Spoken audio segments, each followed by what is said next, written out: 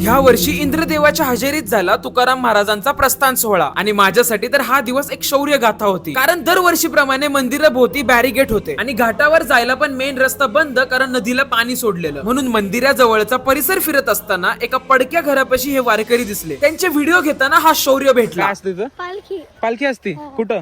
इथं वरती गेल्यावर शौर्य तुझं आडनाव काय?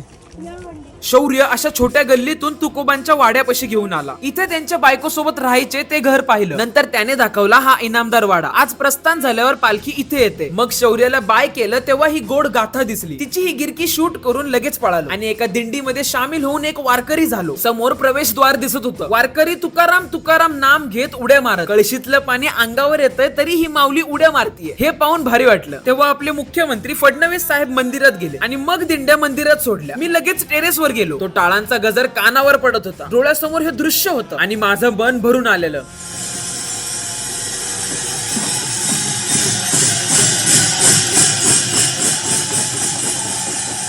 थोड्या वेळाने पाऊस सुरू झाला आणि वारकऱ्यांचा उत्साह अजून वाढला. तेव्हा पालखी ही मंदिराबाहेर आली. त्या पावसात फुगड्या, खेळ, छोट्या माऊलींची मस्ती चालू होती आणि त्याच पावसात आतिषबाजीने ह्या वर्षी पालखीचं प्रस्थान झालं.